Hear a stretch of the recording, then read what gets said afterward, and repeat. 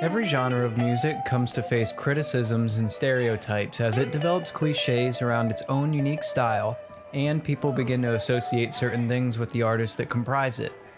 Most of the time, these critiques come from particular cases, and then that gets extrapolated to the whole genre. Sometimes the criticism is warranted when a bunch of bands fall into the same pitfalls, and other times, critics make unfair assessments based fundamentally on their own personal taste or false generalizations. Progressive rock has been treated pretty harshly by critics over the years, so in this video I want to take a look at their complaints about the genre and see which ones are fair and which ones aren't. Two of the major music critics of the 1970s were Lester Bangs and Robert Christgau. Both of these guys were particularly harsh on genres like progressive rock and art rock. Due to their outsized influence as tastemakers, they're a good place to start looking at the critiques of these genres over the years. Let's read their reviews of some classic prog and art rock albums and see what they have to say about them. We'll start with Christgau. Left Overture, 1976, Kansas. Question: how do you tell American art rockers from their European forebears? Answer: they sound dumber. They don't play as fast and their fatalism lacks conviction. The question of humor remains open. Impressed as I am with titles like Father Padilla Meets the Perfect Gnat and Left Overture itself, I find no parallels in their music. D+. So yeah, remember, Carry On My Wayward Son is just a dumb, slow, fatalistic tune without any sense of conviction. Even in the Quietest Moments, 1977 by Supertramp. Most progressive rock is pretentious, background schlock that is all too hard to ignore. This is modest background schlock that sounds good when it slips into the ear. I guess we should thank Babaji, whichever one he is. C+. Selling England by the Pound, 1973, by Genesis.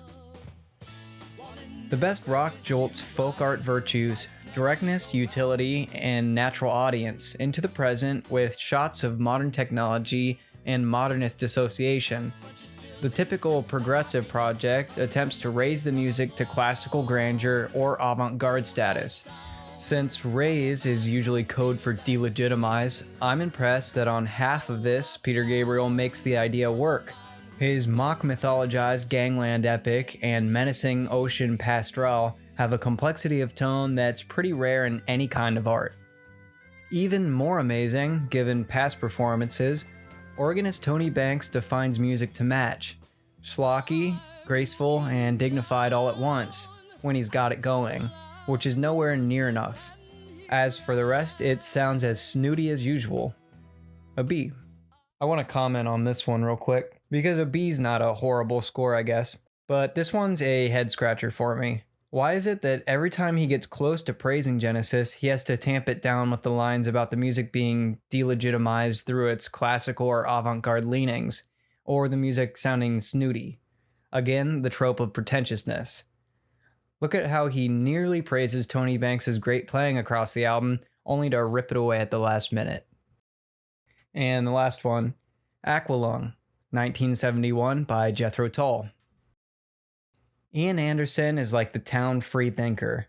As long as you're stuck in the same town yourself, his inchoate cultural interest and skeptical views on religion and human behavior are refreshing.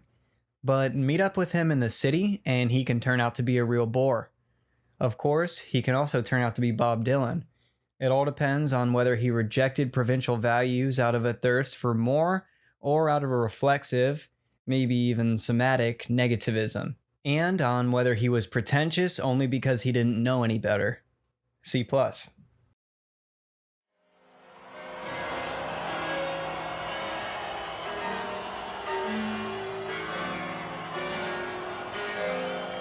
One of the first things you may notice throughout these reviews is the repetitive description of progressive rock as pretentious. Pretentious is defined as attempting to impress by affecting greater importance, talent, culture, etc. than is actually possessed.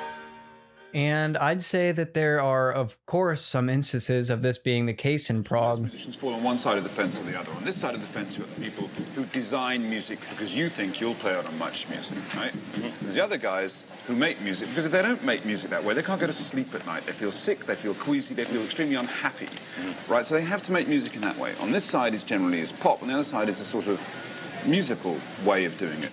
But then again, the same could be said for every other genre of music. The same could be said of some of the critics who foist the label of pretentious on the music. Ultimately, I think that pretentiousness is an attitude towards music and not something that's found in the music itself. Critics listen to Prog and hear the instrumentality, references to classical music and literature, and philosophical themes, and imagine that there must be some sense of self-importance on the behalf of the songwriters.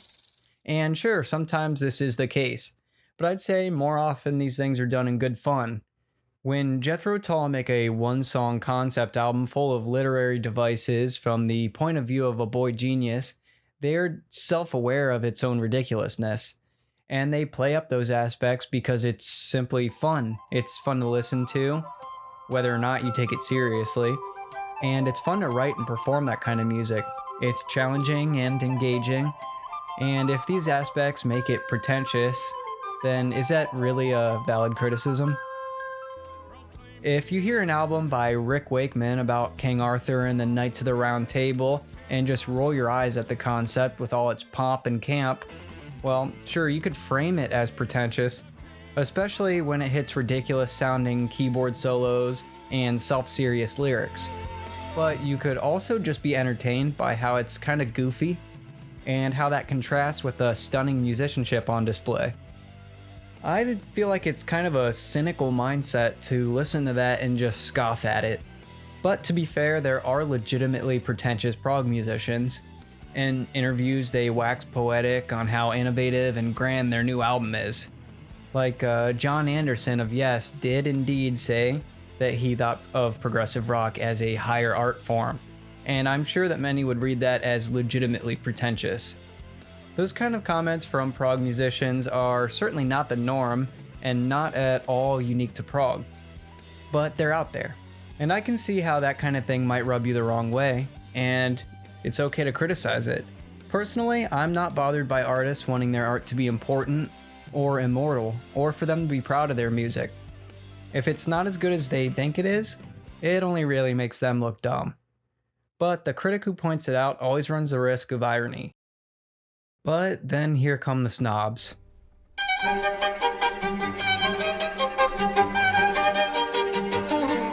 The mirror image of the snobby critic who puts down prog for being self-important, the prog snob is a fan who believes that the music is more important than it probably is, greater and more evolved than any other form of music, due to its technicality, depth of concept, and the intricacy of the songwriting and the performance. This is, of course, the correct position to hold, but you can't just go around saying it. The stereotypical prog snob is elitist, themselves pretentious, and feels the need to constantly proselytize about the greatness of progressive rock and its triumph over the lesser genres. There's nothing more insufferable in terms of a musical fan base than progressive rock fans. They love to get into social media arguments about whether or not a band is prog, and they relish in gatekeeping the genre and keeping it pure and pristine. These people do exist. But as a stereotype, it's extremely unfair to the community of progressive rock lovers out there. Most of us found the genre when looking for something more from our rock music and fell in love with it at an early age. We look to progressive rock for inspiration, stimulating ideas, and because it's a really fun genre with lots of lore and detail. Even the prog snob pastime of internet argumentation comes off as kind of fun to me, and I don't partake in it myself, but I always get a kick out of reading threads where it happens. But critics look at these things, and it confirms their negative bias against the genre. Even back in the day before the internet let everyone have a window in on the snobs being snobby, there were critical stereotypes of the fan base of progressive rock, being nerdy Dungeons and Dragons playing elitists who turned to prog because it made them feel better than everyone else. Of course, Led Zeppelin rarely had the same criticism when they embraced the fantastic Lord of the Rings aesthetic and dabbled in odd time signatures themselves. Obviously, there was a time when progressive rock was able to top the charts around the world, and undeniably great albums were able to cut through these preconceptions. Today, progressive rock has spawned into subgenres that kind of break the idea of the prog snob. Progressive music in general has evolved into things like technical, death metal, math rock, gent, progressive metal, and your more standard progressive rock, among many others. The listener bases of these various genres have different stereotypes around them, but in my experience there's a huge amount of crossover. Nevertheless, the stereotype somewhat persists and tints the reviews of some critics in a negative way, and undoubtedly this doesn't do much to help the perceived pretentiousness of progressive rock. Sort of recently, a music commentator called the Punk Rock MBA made a video criticizing what he considered progressive music. Really, his complaints about the genre were more focused on modern progressive metal and gent, but many of his points were familiar, being the same old stereotypes put forward by Lester Bangs and Christgau. More often than not, what prog means is dudes who have a $5,000 guitar rig but no frame for their bed, jacking off with their guitars, trying to be technical for the sake of being technical, and churning out uninspired riff salad that honestly nobody but other guitar nerds cares about. The riff thing is pretty baffling to me. First of all, this is not a unique thing in progressive music where it happens at all.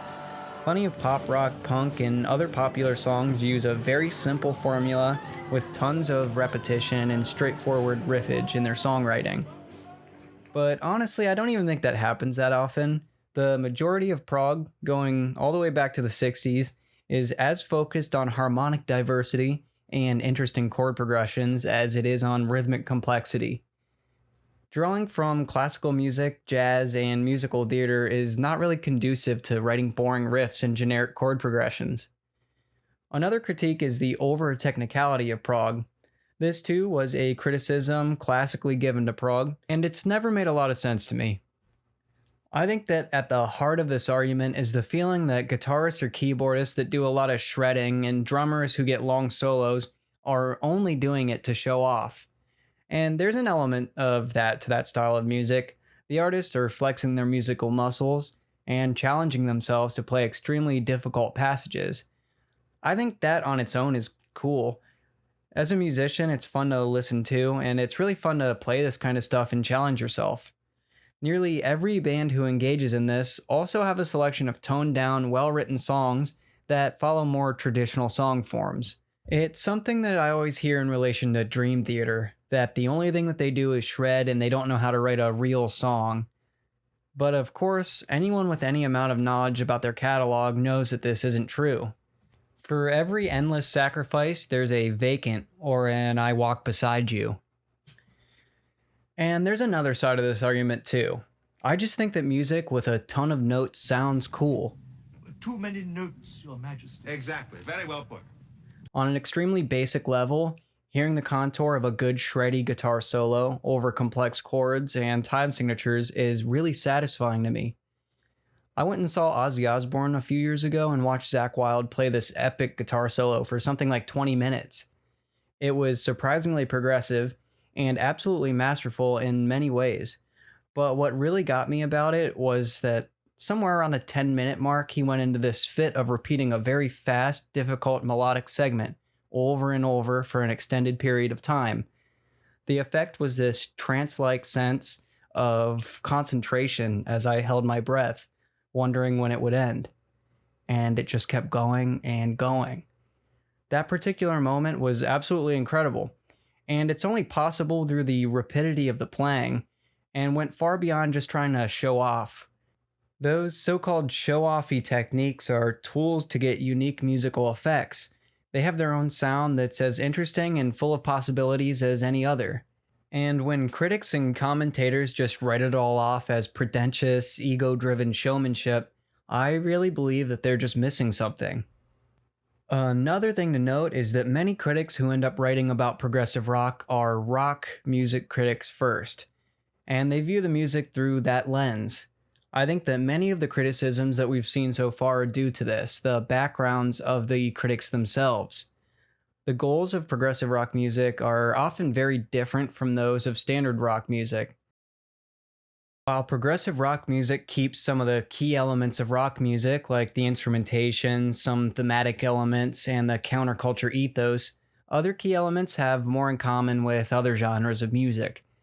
Progressive rock composition can range from blues and rock-centered forms to something more akin to classical music or jazz. A jazz critic would have a tool set more prepared to critique a band like Soft Machine, while a critic who is expecting something more in the vein of the Rolling Stones might find themselves bewildered by one of their albums. Rock bands can often be big and dramatic, but a rock critic might scoff at the overboard thematics of The Lamb Lies Down on Broadway or Pain of Salvation's Bee, while a theater critic might find their performances tame in comparison to what they're used to seeing. Especially early on in the development of progressive rock, many critics were used to hearing shorter, like 3 to 5 minute long rock songs. And when first confronted with epics of over 10 minutes, there would have probably been a bit of a shock at first, prompting a visceral reaction of either intrigue or repulsion. Critics tend to specialize in certain genres, and this specialization can lead them to certain roadblocks when confronted with a style of music that greatly defies their expectations. Taking a look at how punk rock was treated by critics in contrast to the reception of progressive rock is telling of what these critics valued in music. In some ways, this says as much about the critic as it does about the music they're criticizing. First, let's see what Christgau had to say about the Ramones. Ramones, 1976 by the Ramones. I love this record.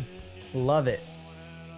Even though I know these boys flirt with images of brutality, Nazi especially, in much the same way as Midnight Rambler flirts with rape, you couldn't say they condone any nasties, natch. They merely suggest that the power of their music has some fairly ominous sources, and tap into those sources even as they offer the suggestion. This makes me uneasy. But my theory has always been that good rock and roll should damn well make you uneasy. And the sheer pleasure of this stuff, which of course elicits howls of pain from the good old rock and roll crowd, is undeniable. For me, it blows everything else off the radio. It's clean in the way the Dolls never were, sprightly in the way the Velvets never were, and just plain listenable in the way Black Sabbath never was. And I hear it costs $6,400 to put on plastic. So what was that? Apparently subversive music is good if it's about this stuff. Just make sure it's not too musically subversive. Lester Bangs, too, held the Ramones in high esteem. He mentioned their debut album as The Only Thing in 1976, which was the year of Interview, Station to Station, 2112, Hotel California, Leftoverture, Presence, A Trick of the Tail, and so on. In his essay on The Clash, you really get a view of what Lester valued in music, and why punk ticked all the boxes for him, and many other critics of that time, that Prog never would have. Throughout the essay, Banks talks about the raw humanity and realness of The Clash, and how their music reflected that reality. He contrasts this against the rock star, quasi-mythological personalities of Led Zeppelin or the Rolling Stones, and he goes on and on about the punk ethos and its fight against the celluloid glamour of other popular music. And that's all well and good in my opinion. I think that time period and those albums were very meaningful to a lot of people, and it must have been a refreshing change of pace at the time. But if that is what you're looking for in your music, would you really expect the same out of progressive rock with its grandiose fantasies and abstract concepts? If that sort of thing is the reason that you're going out giving C's and D's to Jethro Tull and Genesis, and A's to The Clash and the Ramones, I can hardly consider you an impartial judge of the music's overall quality. Not all music needs to be real and raw, and something being fantasy-driven and fiction-laden doesn't necessarily mean that it isn't real in any artistic sense. I think that this attitude very much carries over into the modern day. You can see it in the punk rock MBA's commentary, and you can see it on display with a lot of modern music critics. It often reflects poorly on the ideals of progressive rock music, while venerating the ideal shared with punk rock and genres with a similar ethic to it. And for fun, while I was looking at all this stuff, I found Blender's worst bands list. So among the bands on Blender Magazine's 50 worst bands are Rick Wakeman, the Alan Parsons Project, Iron Butterfly, Japan, Primus, Asia, Kansas, and of course at number 2 on the list, Emerson, Lake and Palmer. And if you're curious about number 1, it's the Insane Clown Posse. But think about it. That's insane. That's fucking insane. The commonality being that most of these groups are progressive or art rock adjacent at the very least, with those genres being typically overrepresented in these kind of lists. Suspiciously missing from the list is a single punk group.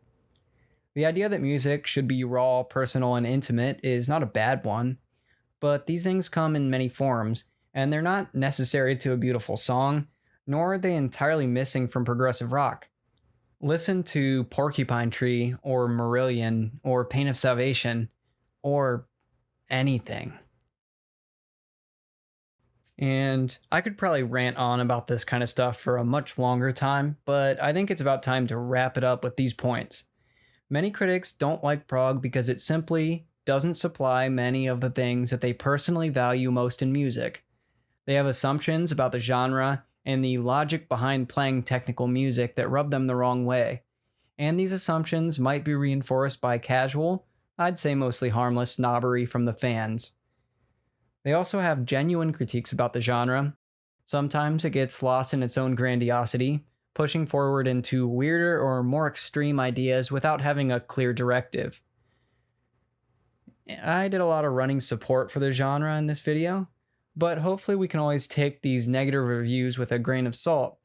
There are things that progressive rock misses the mark on, and it's good to have that pointed out and worked on where it's warranted.